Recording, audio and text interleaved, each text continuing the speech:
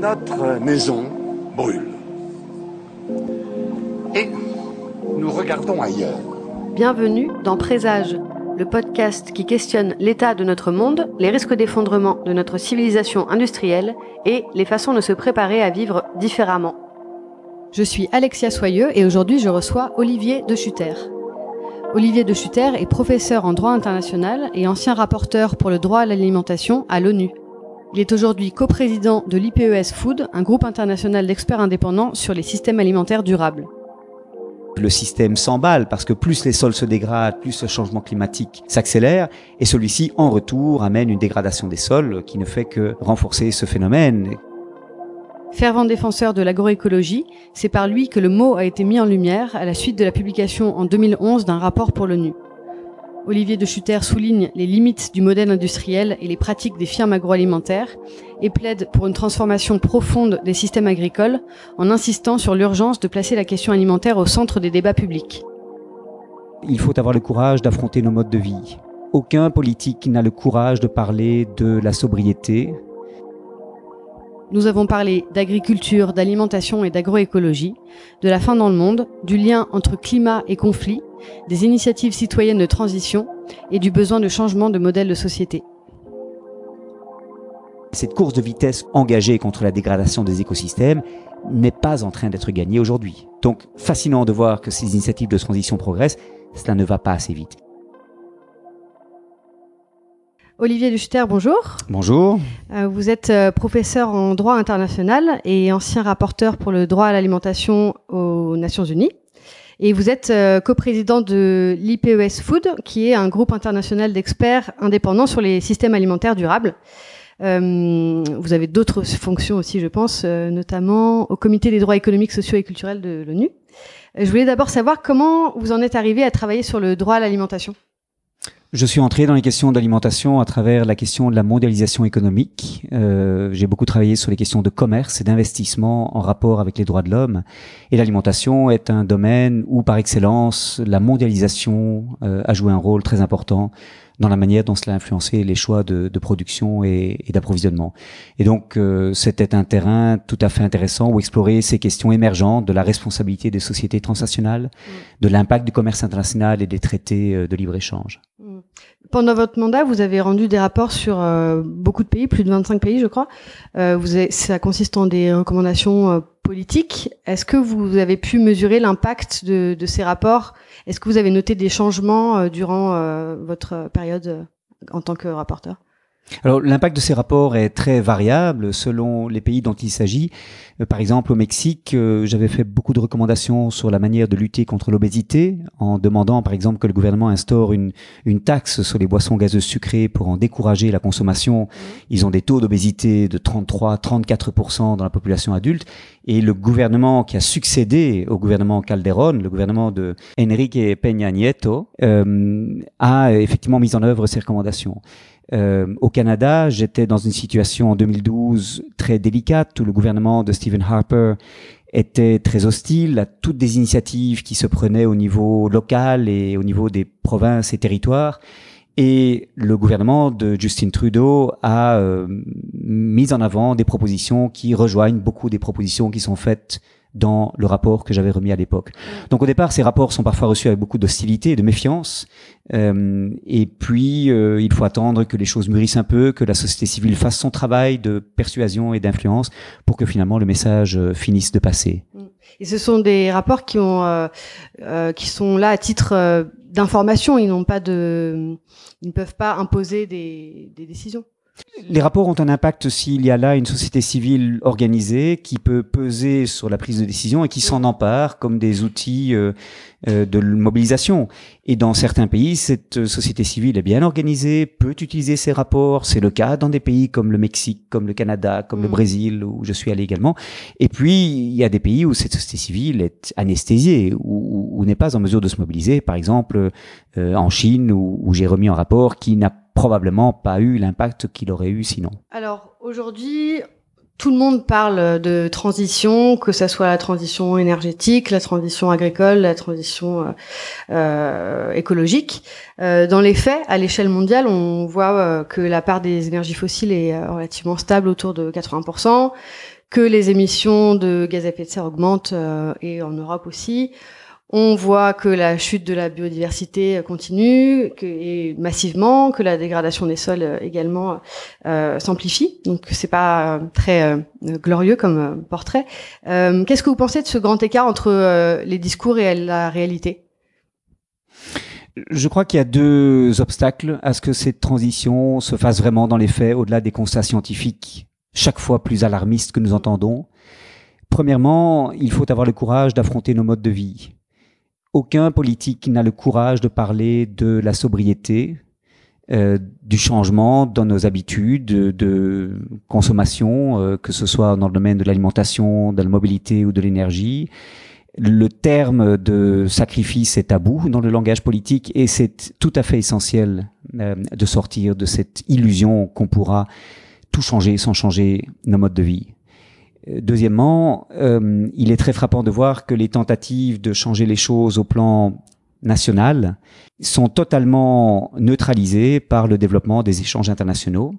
Et en particulier, je suis frappé de constater que l'Union européenne se félicite des progrès qui sont faits en matière de réduction des émissions de gaz à effet de serre, alors que nous avons très largement augmenté le niveau de nos exportations, de nos importations, qui ont effectivement été produites dans des pays ayant des contraintes environnementales beaucoup moins fortes et sont beaucoup plus intenses en carbone par valeur produite. Et donc, c'est pure hypocrisie que de dire que nous faisons des efforts dans l'Union européenne parce que nous n'avons pas aligné nos politiques commerciales sur la nécessité d'une transition écologique au plan interne ou au plan européen. Et donc je crois que ces deux problèmes, c'est-à-dire l'absence de courage politique dans le discours sur la sobriété d'une part et d'autre part l'absence de cohérence entre les différents niveaux de gouvernance, fait que je suis pour ma part très pessimiste. Justement, comment est-ce que vous imaginez les décennies qui viennent? Je pense au film sur Ferme d'avenir qui est sorti il y a pas longtemps, qui dit on a 20 ans pour changer le monde. Parallèlement, le climatologue Jean Jouzel dit qu'on a 3 ans pour agir pour le climat. Qu'est-ce que vous pensez de ces échelles de temps et quel est le portrait du monde qui vient, selon vous, sans être Madame Irma, mais les grandes lignes? Le problème, c'est que on n'a pas de date butoir sur laquelle tout le monde s'entend, et donc nous sommes dans une situation où l'on s'adapte à des évolutions qui sont très progressives, et c'est, si vous voulez, ce fameux syndrome de la grenouille trempée dans une eau qui se réchauffe autour d'elle et qui, au fond, n'a jamais la stimulation nécessaire pour sortir de cette eau parce que le réchauffement est très progressif. Et je pense que c'est une excellente métaphore de notre situation, d'autant plus que les leviers politiques sont actionnés par des gens qui ne se sentent pas menacés et que nous savons, c'est ce que nous enseignent les psychologues sociaux, comme par exemple Dan Kahane à l'université de Yale, que les élites perçoivent le risque environnemental de manière extrêmement biaisée, en ne se sentant pas directement concernés et surtout en refusant de véritablement croire à ce qu'elles savent et d'en tirer toutes les conséquences. Ce que Kahane montre, c'est que notre incapacité à agir ne tient pas au fait que nous n'avons pas les informations nécessaires. Nous avons tous les rapports multicolores nécessaires. Nous avons des films, nous avons des alertes de scientifiques à intervalles réguliers. Mais parce que cela met en question notre vision du monde et nos modes de vie, nous ne voulons pas permettre vraiment à notre cerveau d'absorber ces informations et d'agir sur cette base. Et je crois que c'est par conséquent d'autres moyens d'agir sur les leviers politiques qu'il faut imaginer, autres, je veux dire, que des rapports scientifiques et des alertes dans des éditoriaux des journaux. Et du coup, je reviens à ma question. Comment est-ce que vous voyez les décennies qui viennent en termes de voilà, monter des inégalités ou pour l'agriculture. Je pense aussi aux avertissements qu'il y a eu depuis les années 70, le rapport du Club de Rome, etc. On sait que notre croissance infinie ne va pas fonctionner éternellement. Est-ce que vous pensez que, notamment, par exemple, en Europe, il faudrait qu'il y ait un choc énorme pour que on se dise, OK, il faut qu'on change, quoi? Alors, en matière d'agriculture et d'alimentation, je crois que nous allons vers des systèmes agroalimentaires plus localisés, avec des formes d'agriculture qui seront, je l'espère, plus respectueuses de la santé des sols et de la biodiversité dans les sols. C'est extrêmement important compte tenu de la fonction des sols dans le stockage du carbone. Les sols, aujourd'hui, dans l'Union européenne, sont sujets à érosion, à une perte énorme de biodiversité qui fait qu'ils sont des émetteurs nets de dioxyde de carbone, alors qu'ils pourraient être des puits de carbone au contraire. Et je pense que nous allons aller vers des systèmes agricoles plus diversifiés qui vont permettre aux sols de retrouver un peu de la santé qu'ils ont perdue. Mais je pense que ça se fera trop lentement. Et je pense que le niveau de changement ne sera pas en mesure de nous permettre de gagner la course de vitesse qui est engagée contre la dégradation des écosystèmes, et que les pressions vers une industrialisation plus poussée, des monocultures développées à grande échelle, au détriment précisément de la biodiversité et de la santé des sols, ces pressions vont continuer et vont malheureusement annuler en grande partie les efforts qui seront faits pour des systèmes plus résilients, plus diversifiés et plus localisés. Donc je pense que nous sommes en train de réagir, mais beaucoup trop lentement, et que les contrepoids, les obstacles à ce que cette transition se fasse dans ce domaine en particulier sont vraiment très importants.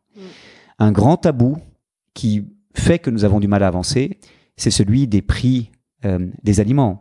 Bien entendu, l'agriculture industrielle peut se vanter d'offrir aux consommateurs une grande gamme de produits alimentaires à des prix relativement abordables, parce que les externalités négatives qui sont causées par nos manières de produire ne sont pas reflétées dans le prix des aliments que nous achetons au supermarché. Et une fois de plus, aucun politique ne dira « ayons le courage de payer la nourriture à son juste prix ». Si nous voulons qu'elle soit produite dans des conditions qui sont environnementalement satisfaisantes et socialement justes pour les producteurs. Ce discours-là est un discours qu'il faudrait pouvoir tenir. À la place, les politiques acceptent une politique de prix bas, l'économie alimentaire low cost, comme substitut à des politiques sociales qui permettent à tous les ménages, pauvres comme riches, d'avoir accès à une alimentation de qualité. Et je pense que tant que ce tabou-là restera, tant que la population s'imaginera qu'elle pourra toujours payer moins cher son alimentation en pourcentage du budget familial, je pense qu'on restera prisonnier d'un système qui malheureusement continuera de dériver dans le mauvais sens. Je voudrais parler un petit peu de la faim dans le monde. Aujourd'hui, il y a, corrigez-moi si je me trompe, mais à peu près 800 millions de personnes qui sont en sous-nutrition, 1 milliard qui sont en état de malnutrition, je crois, et de l'autre côté, 1,5 milliard de personnes qui souffrent d'obésité. Ça fait, je crois, à peu près, grosso modo, la moitié de l'humanité qui mange mal ou trop peu ou trop. Comment ça se fait qu'on n'arrive pas à régler ce problème de faim dans le monde, sachant que je reprends les propos de Bruno Parmentier qui disait qu'il faudrait à peine 10 milliards de dollars par an de dépenses bien employées pour régler le problème de la faim dans le monde. C'est un problème, c'est une construction, la faim dans le monde, c'est une volonté, En tout cas, ce n'est pas un problème technique qu'il appartient aux agronomes ou même aux économistes de résoudre. La faim dans le monde a principalement sa source dans une absence d'investissement dans la petite agriculture familiale, dont dépendent aujourd'hui la très grande majorité des gens qui, dans les pays en développement, sont sous-alimentés. C'est 815 millions de personnes que les statistiques aujourd'hui de la FAO reflètent, qui sont les personnes qui n'ont pas un nombre suffisant de calories par jour pour avoir une vie active et saine. Ce sont principalement des familles dans les zones rurales qui vivent d'une petite agriculture de subsistance et qui multiplient différentes sources de revenus pour essayer de surmonter leur incapacité à se nourrir décemment. Et ces gens-là n'ont jamais été aidés Pourquoi ? Parce qu'on a mis les soutiens à l'agriculture quand il y en avait, principalement sur les grandes monocultures vouées à l'exportation, ce qu'on appelle les cultures de rente, le cacao, le café, l'arachide, le coton, etc. Et on n'a pas du tout investi dans la production de patates douces, de manioc, de millet, etc., dont ces familles dépendent. Par conséquent, on a laissé la pauvreté rurale se développer, on a favorisé une dualisation de l'agriculture avec certains gagnants de ce système, mais peu nombreux, ayant les meilleures terres, les mieux situés et mieux connectés aux voies de communication, et la très grande masse de la paysannerie dans les pays en développement a été totalement négligée et n'a même pas bénéficié dans les régions où elle s'est développée de cette révolution verte des années 60 qui s'est développée en Asie du Sud et dans les années 50 en Amérique latine. Et donc la principale source de la sous-alimentation, elle est là.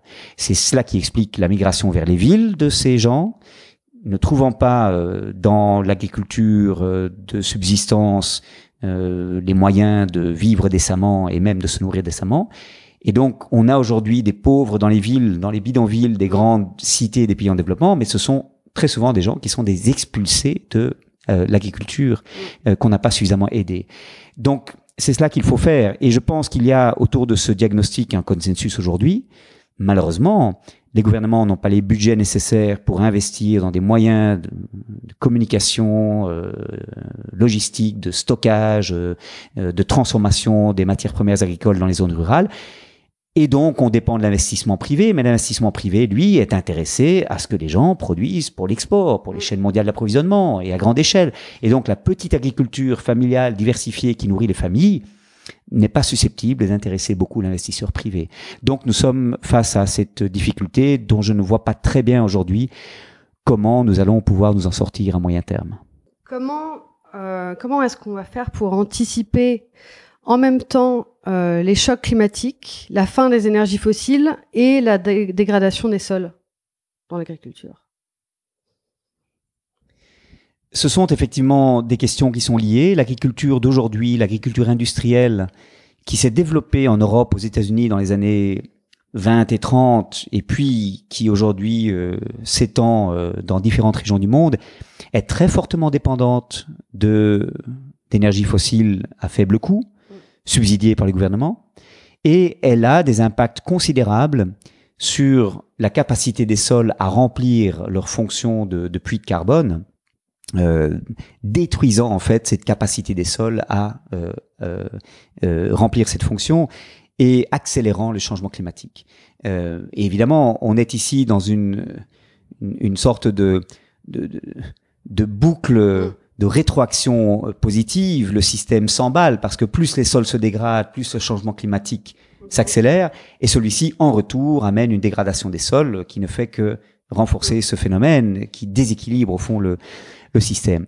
Donc, il faut aller vers des systèmes agricoles beaucoup plus diversifiés, qui réduisent leur dépendance aux énergies fossiles, qui produisent leurs propres intrants à travers le réemploi des déchets agricoles comme engrais verts, qui recourent à des méthodes de contrôle biologique plutôt qu'aux pesticides, qui recourent à des légumineuses, des plantes qui injectent de l'azote dans les sols par leurs racines pour réduire le besoin de recourir à des engrais azotés.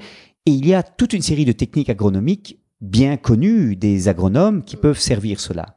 Malheureusement, ce sont des techniques agronomiques qui, outre qu'elles sont trop peu enseignées dans les facultés d'agronomie, ne sont pas en général vues avec faveur aujourd'hui parce qu'elles sont relativement plus intensives en main-d'œuvre et par conséquent ne permettent pas de réduire les coûts. Et par conséquent, tant qu'on n'aidera pas les agriculteurs, les agricultrices à faire ce pas vers une agriculture plus résiliente et qui peut vraiment contribuer à la lutte contre le changement climatique, ce changement ne se fera pas de lui-même. Il faut des incitants économiques, il faut des financements plus importants pour aider à ces transitions, sinon elles risquent d'être toujours remises à plus tard. Mais vous pensez toujours que l'agroécologie est la seule solution pour nourrir la planète ? Non seulement c'est la seule solution, mais c'est le bon sens. L'agroécologie, c'est simplement une manière de comprendre comment les différents éléments de la nature fonctionnent, les plantes, les arbres, les animaux, comment l'on peut maximiser les interactions entre ces éléments et reconnaître que la bonne agriculture doit reconstituer à l'échelle de la parcelle cultivée ces interactions positives dont les écosystèmes naturels nous fournissent l'exemple. C'est l'inverse de la démarche moderniste de l'agriculture inaugurée au début du XXe siècle, qui consiste à simplifier celle-ci, qui consiste à réduire la diversité au nom de l'uniformité et de l'homogénéité et des grands volumes, et qui viole quotidiennement les lois de l'écologie, parce qu'il y a des lois économiques qui l'ont emporté sur celle-là. Et donc je pense que l'agroécologie, c'est le bon sens. C'est simplement une manière de mieux travailler en prenant la nature comme un allié, plutôt que comme un ennemi à réduire et à domestiquer. Et est-ce qu'on sait si l'agroécologie progresse en pourcentage dans le monde ? Est-ce que on peut mesurer ça ? On peut voir que l'agroécologie progresse très marginalement dans certains pays du monde, qui encouragent ce qu'on appelle l'agriculture paysanne, qui est souvent agroécologique, bien que le mot ne soit pas toujours utilisé. Ce qui progresse certainement plus vite, c'est l'agriculture biologique, qui est encore autre chose, qui répond à un cahier des charges spécifique et veut rassurer les consommateurs qui ont des préoccupations relatives à leur santé liées à l'usage de pesticides. L'agroécologie, ce n'est pas l'agriculture bio. Et l'agriculture bio progresse plus vite que l'agroécologie parce qu'elle est encouragée par le développement rapide d'un marché que les consommateurs sont avides de peupler.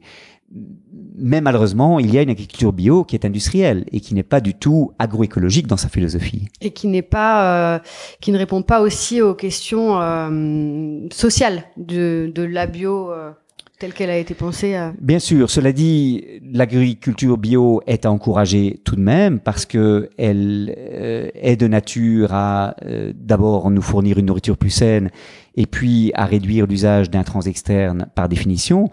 Elle est en outre un levier potentiel d'une transformation plus large, pourvu qu'elle garde ou peut-être récupère sa dimension subversive qu'elle a parfois un peu perdue au fil des années. Je pense que la labellisation du bio et l'inscription du bio dans des chaînes de production industrielle est effectivement un problème, et la communauté des avocats de l'agriculture bio est consciente de cette question de légitimité qui se pose à elle à présent, et je pense qu'une alliance avec les défenseurs de l'agroécologie est maintenant très bienvenue. Du coup, pour changer de modèle agricole, il y a la question d'avoir l'appui des politiques publiques et la lutte contre les intérêts établis, les lobbies, etc. Est-ce que dans votre travail, vous avez déjà été confronté à ces luttes de pouvoir ? C'est évidemment décisif, et une des raisons pour lesquelles le panel international d'experts sur les systèmes alimentaires durables, IPES Food, a été créé, c'est parce que nous voulions, en tant que scientifiques, mettre au centre de la discussion la question des luttes de pouvoir, la question de l'économie politique de la faim et de la malnutrition, si vous voulez, c'est-à-dire des influences qu'exercent sur la décision politique les grands groupes agrochimiques, agroalimentaires, semenciers qui dominent aujourd'hui les systèmes agroalimentaires.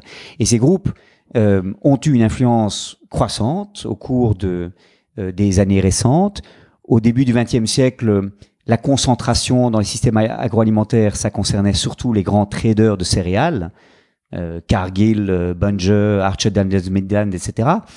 Aujourd'hui, cela concerne l'agrochimie, cela concerne les firmes semencières, cela concerne la grande distribution, où les phénomènes de concentration vont croissant. Et ces phénomènes de concentration ne sont pas seulement un problème économique, parce que cela conduit à des situations d'oligopole ou d'oligopsone, c'est aussi un problème de nature politique, parce que ces grands acteurs captent l'attention des décideurs politiques, peuvent convaincre les gouvernements qu'ils détiennent les solutions technologiques qui vont permettre de répondre aux attentes des populations, et par conséquent, les gouvernements sont trop heureux de remettre à ces grands acteurs la responsabilité d'opérer les changements nécessaires.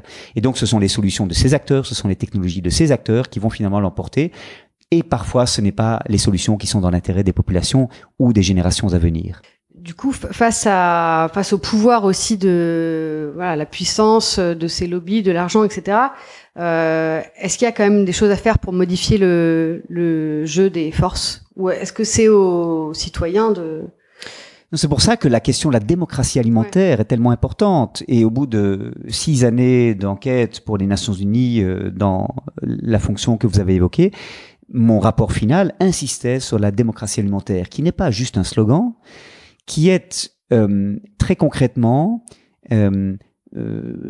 illustré par l'émergence, d'abord aux États-Unis et au Canada, mais maintenant aussi en Europe, de conseils de politique alimentaire, souvent à l'échelle des municipalités, qui sont des groupes de citoyens qui se mettent ensemble, parfois à l'initiative des municipalités et des mairies, parfois en tant que groupe auto-institué, pour réfléchir les systèmes agroalimentaires et les dépendances qui en résultent, et tenter de faire des propositions pour que les choses changent. En matière, par exemple, de pratique des cantines scolaires, en matière d'organisation de chaînes courtes, en matière de soutien des jeunes générations d'agriculteurs, d'agricultrices pour qu'ils aient accès à la terre, etc. Et donc, il y a beaucoup de choses qui peuvent se faire pourvu que la décision ne soit pas contrôlée par les grands groupes. Et la démocratie alimentaire est une réalité qui commence à se développer aujourd'hui, par exemple en Europe, et c'est extrêmement important comme évolution. Alors, un autre point que je voulais évoquer rapidement, c'est la part du changement climatique dans l'amplification des menaces et notamment des conflits sociaux qui peuvent exister dans le monde, notamment liés au manque d'eau, à la dégradation des terres, ce dont on a parlé avant, qui cause donc des migrations de population. Le meilleur exemple qu'on a de cela, c'est la Syrie. Ouais. J'étais en Syrie en septembre 2010 et c'était après 3 années successives de sécheresse dans le nord-est kurde de la Syrie. Et je me rappelle très bien être revenu une semaine passée dans le nord-est, revenu à Damas, parlant aux autorités syriennes centrales et leur disant, vous savez, vous avez une crise sur les bras. Les gens migraient du Kurdistan syrien. Ils allaient peupler en fait des camps de réfugiés autour de Damas, de Alep, de Homs, etc. Les loyers montaient en raison de l'arrivée massive de ces migrants qui n'avaient pas de perspective dans le nord-est où personne ne venait à leur secours. Et les conditions de la crise étaient réunies. J'entendais un discours, si vous voulez, horizontal dans la population syrienne, demandant pourquoi le gouvernement ne faisait rien pour aider ces gens qui faisaient face à 3-4 années de sécheresse successives. Ils se sentaient abandonnés, ces gens. Et la réponse que j'ai eue des autorités syriennes m'a sidéré. Il n'y a pas de crise, la situation est sous contrôle, ne vous en faites pas, tout ira bien, etc. Et je me suis rendu compte à ce moment-là qu'un gouvernement totalitaire comme celui-là, le gouvernement de Bachar al-Assad, est un gouvernement qui est en fait autiste, incapable de traiter les informations qu'il reçoit, ou même ne recevant pas les informations qui déplaisent, tant les gens ont peur d'amener des mauvaises nouvelles. Et le gouvernement n'a absolument pas pris la mesure du défi qui résultait de ces années de sécheresse successive, des migrations internes qui en résultaient. Et je pense encore aujourd'hui que les émeutes qui ont démarré à Homs en mars 2011, début de la guerre civile meurtrière qui s'est ensuite développée depuis 7 ans maintenant en Syrie, ces développements auraient pu être évités si le gouvernement avait été beaucoup mieux informé, avait réagi aux attentes de la population. Et c'est à cela que sert aussi la démocratie.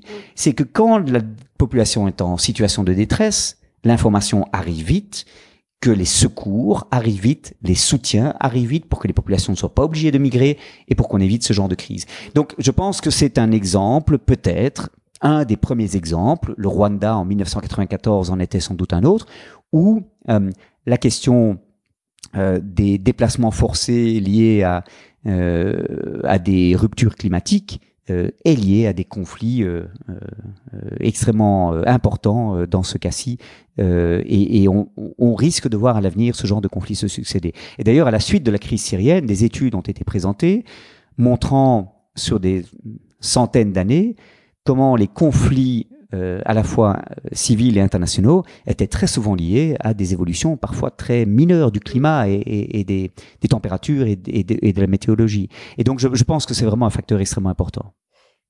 Et justement, je fais une petite transition avec les droits de l'homme. Quand on voit la difficulté qu'on a à gérer la petite entre guillemets crise migratoire qu'on a eue ces dernières années, comparée à ce qu'on imagine pour les décennies qui viennent, comment est-ce que vous jugez le respect ou le non-respect des droits de l'homme vis-à-vis des migrants? Différentes études montrent que les migrations peuvent avoir des impacts extrêmement positifs pour la société d'accueil. D'abord parce que les migrants, les migrantes, les groupes de migrants ont une structure démographique plus jeune et permettent par conséquent de renforcer la part de la population active qui crée du revenu permettant de financer les inactifs dans la société. Et également parce que ces groupes de migrants sont des consommateurs qui permettent à l'économie de se développer.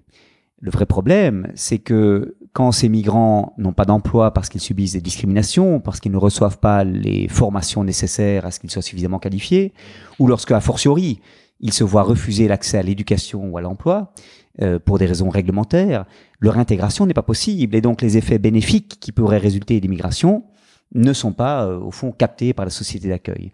Donc personnellement, je pense que les migrations peuvent être vues comme une opportunité, comme une chance, pourvu que les migrants soient bien accueillis, bien intégrés, et que les conditions pour cela soient créées. Et parmi ces conditions, la première et la plus élémentaire d'entre elles, c'est un discours pacificateur, fondé sur la bienveillance, l'accueil, la générosité et la solidarité, plutôt que le discours clivant et anxiogène qui nous est servi par les gouvernements aujourd'hui. On n'est pas trop sur cette tendance-là, a priori. Effectivement. Alors, du coup, on va passer aux initiatives citoyennes. Je crois que vous êtes assez actif dans le réseau des villes en transition. Est-ce que vous pensez que les initiatives citoyennes sont un vrai vecteur de changement et que bon, c'est une autre question, mais est-ce que les gouvernements sont suffisamment attentifs aux souhaits des citoyens? Alors, les initiatives de transition, les initiatives citoyennes qui sont prises à l'échelle du quartier, de la rue, parfois de la ville, en matière d'alimentation, d'énergie, de mobilité, sont extrêmement importantes, mais pas tellement parce qu'elles auraient atteint une échelle telle qu'elles auraient des effets à l'échelle sociétale, mais parce que elles montrent la possibilité d'autres manières de vivre, de consommer, de se déplacer, de s'alimenter, et qu'elles montrent surtout une autre manière de se rapporter les uns aux autres. Pour dire les choses de manière un peu abstraite d'abord, je crois que nous avons hérité de Thomas Hobbes et de la philosophie des Lumières d'une représentation de la société qui est fondée sur un pôle vertical de l'État qui se rapporte aux citoyens et une dimension horizontale où nous sommes des acteurs sur un marché. Et les initiatives de transition montrent qu'il y a une dimension diagonale où l'on collabore les uns avec les autres en tant que communauté, en tant que gens qui partageons un même destin, la gestion de ressources communes, un intérêt commun, et nous formons une communauté qui n'est pas réductible à ce que l'État impose et qui n'est pas non plus dissolvable dans l'horizontalité du marché. Donc c'est important parce que ça envoie un message essentiel sur, en quelque sorte, la grammaire de la société, la représentation que nous avons d'elle. Cela nous encourage à nous concevoir non pas comme des êtres mus par des mobiles purement égoïstes et de satisfaction de l'intérêt personnel, mais par des actes fondés sur l'altruisme, la compassion, la solidarité. Donc c'est prometteur et cela peut envoyer un signal très important à toute la société, exactement comme quand on a commencé à changer son comportement par rapport à la fumée en présence des non-fumeurs. La norme sociale s'est très vite déplacée de manière telle que les fumeurs se sont découverts un jour forcés de s'excuser, de sortir, de fumer ailleurs. Et il a fallu pour cela quelques années pour que je dirais, la norme sociale évolue. Eh bien, ma conviction, c'est que grâce à ces initiatives de transition, certains comportements qui ne sont pas soutenables, qui ne sont pas conciliables avec l'impératif écologique, vont être de plus en plus mal vécus par celles et ceux qui les pratiquent. Finalement, une conversion va s'opérer qui va nous amener sur un chemin plus durable. Malheureusement, cela met du temps. Et cette course de vitesse que j'évoquais tout à l'heure, engagée contre la dégradation des écosystèmes, n'est pas en train d'être gagnée aujourd'hui. Donc, fascinant de voir que ces initiatives de transition progressent, cela ne va pas assez vite. Et puis, il y a le problème du dialogue avec le politique.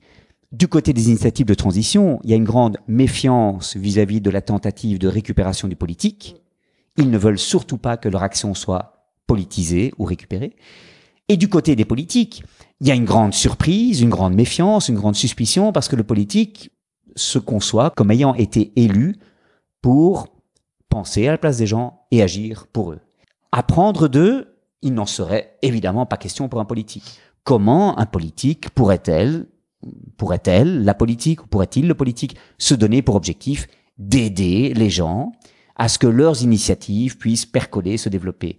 Ceci exige une modestie, un souci d'écoute, un souci d'apprendre qui n'est pas caractéristique pour l'instant du monde politique.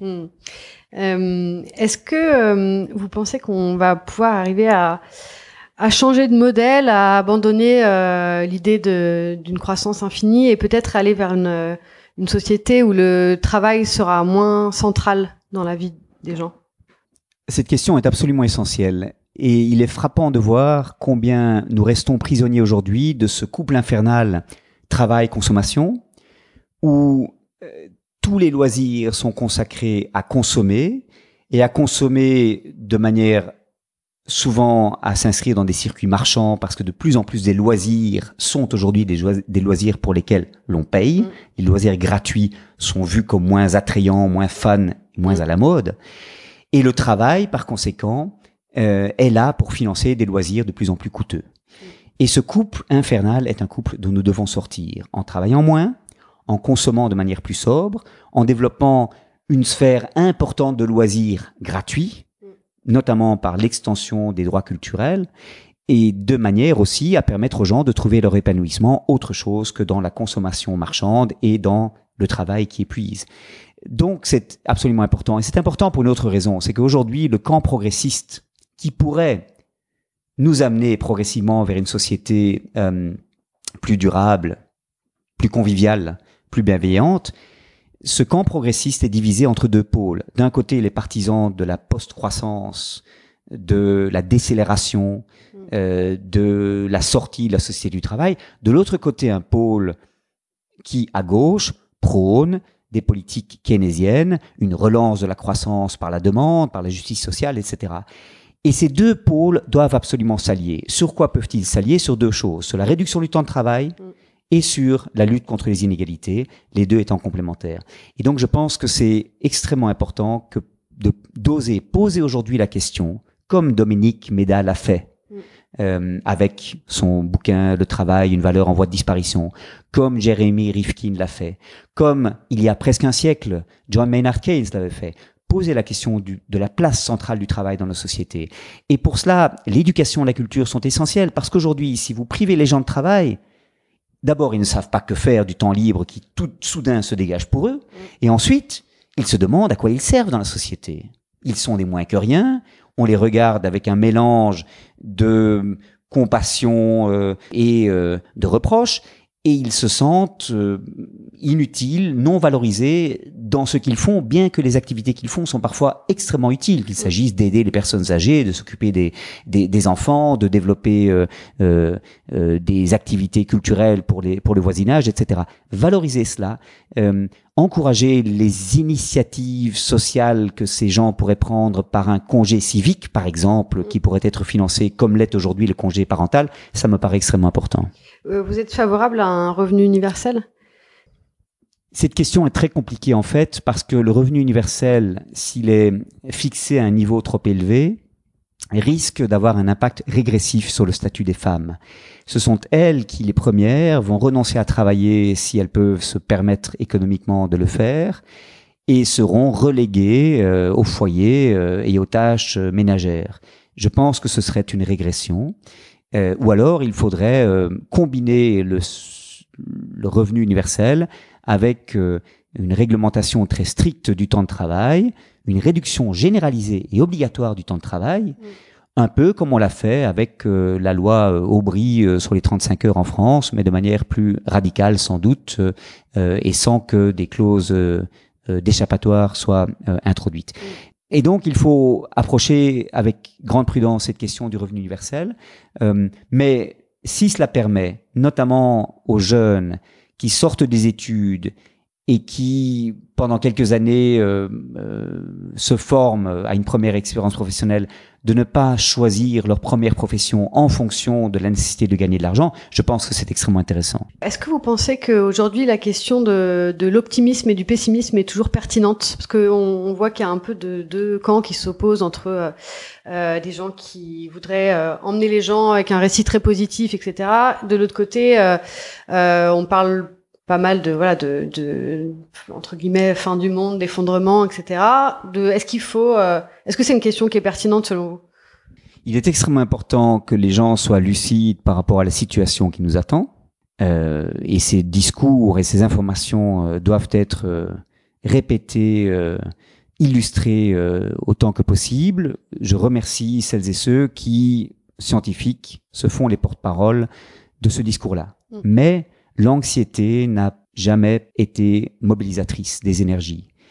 À côté de ce discours-là, il faut un discours qui donne envie de s'investir dans la transition, en faisant de cette transition quelque chose qui restaure des liens de convivialité, qui permettent d'instaurer une société fondée sur la bienveillance et la solidarité, qui soit donc profondément désirable, qui ne soit pas vécue sur le mode du sacrifice et de la perte ou du deuil, mais au contraire sur le mode de la construction de quelque chose d'autre dans lequel chacun peut trouver sa place. Je pense que c'est extrêmement important, et les personnes qui analysent la manière dont le discours sur le changement climatique passe ou non auprès de la population arrivent à cette conclusion que je suis amené à partager. C'est qu'il faut que nous apprenions peut-être des religions. Je pense notamment au livre que George Marshall a consacré à cette question, Don't Even Think About It, pour parler du changement climatique. Et il a abouti à cette conclusion qu'il faut opérer quelque chose de l'ordre de la conversion, qui peut être religieuse, mais qui peut être simplement spirituelle, où les gens opèrent un déclic leur permettant de comprendre qu'en fait, ils seront heureux en consommant moins, en s'investissant plus dans des initiatives de transition, en faisant leur part du chemin pour construire cette société durable et conviviale que nous appelons de nos voeux, et que cela peut être pour eux, pour ces personnes, pour elles, une source d'épanouissement et de retissage des liens sociaux. Donc, rendre cela désirable pour que cette conversion s'opère, et les politiques ne sont pas les derniers à avoir besoin d'opérer cette conversion. Et du coup, il faudrait d'abord qu'on se déconvertisse de la religion, de la consommation, de l'économie de croissance, etc. C'est un grand bouleversement des imaginaires qu'il faut provoquer, quoi. Oui, au cœur de tout cela, il y a la question des normes sociales auxquelles nous répondons, des attentes de la société, et les choses sont en train de changer. Aujourd'hui, le comportement outrancièrement consumériste d'un jeune est vu avec un peu de, je dirais, de condescendance, voire de moquerie de la part de ses pairs. Ne pas avoir de voiture individuelle, par exemple, est devenu absolument normal, et on regarde au contraire avec suspicion comme un être un peu bizarre le jeune de 18 ans qui voudrait avoir sa voiture puisqu'il a 18 ans et l'âge de conduire. Donc je pense que les choses changent peu à peu, mais malgré tout, nous restons quand même principalement orientés par des normes sociales qui encouragent des comportements totalement injustifiables. Par exemple, l'usage régulier de l'avion pour des city trips de 2 jours ou d'autres formes de tourisme non viable. Et c'est extrêmement compliqué de gérer ces contradictions parce que nous vivons en société, nous vivons en famille, et ce sont des compromis auxquels nous sommes forcés tous les jours. Avec vos étudiants, je ne sais pas quel âge ils ont, mais est-ce que vous observez que cette génération d'étudiants à qui vous enseignez est plus engagée? Cette génération ne ressemble absolument pas à celle dont je suis issu moi-même. Je suis venu à maturité en fait à la fin des années 80, et à l'époque le consumérisme, la recherche du profit était non seulement acceptable mais estimable et une marque de succès. Aujourd'hui, je le disais, c'est vu avec beaucoup de suspicion, et ce n'est certainement pas une voie qui est, je dirais, encouragée. Les jeunes d'aujourd'hui veulent se mobiliser, mais ils ne veulent plus se mobiliser comme leurs aînés des années 60 ou 70, en manifestant en rue, en militant dans des partis politiques ou dans des syndicats. Ils veulent faire les choses. C'est une génération de faiseurs. Ce sont des gens qui sont impatients d'attendre des solutions du monde politique ou des entreprises, qui veulent faire les choses à leur échelle, pratiquant une sorte de micro-politique dans leur environnement immédiat, en devenant, au fond, les inventeurs du monde qui sera le leur. Et je pense là extrêmement prometteur. C'est de là que sont issues ces initiatives de transition qui se développent depuis maintenant une dizaine d'années. Et c'est vraiment pour moi une source d'espoir. Justement, pour finir, face à ce monde qui est en plein bouleversement et qui est inquiétant à bien des égards, comment cultiver la joie ? Toutes les études sur le bonheur montrent que la joie, elle vient simplement des moments partagés avec des proches, amis, famille, en présence desquels on se sent rassuré et réconforté. Et donc, la joie, c'est simplement avoir plus de temps à consacrer à celle-là et ceux-là.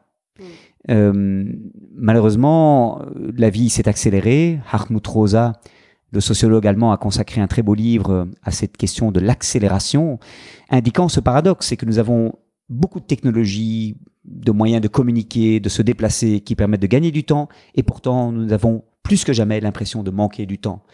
La raison est la suivante, c'est que nous avons tellement d'opportunités, tellement de villes à voir, tellement de gens à rencontrer, tellement de loisirs à explorer, de nouvelles émotions fortes à se donner, qu'on a l'impression de n'avoir pas le temps de faire tout ce que le monde pourrait nous réserver.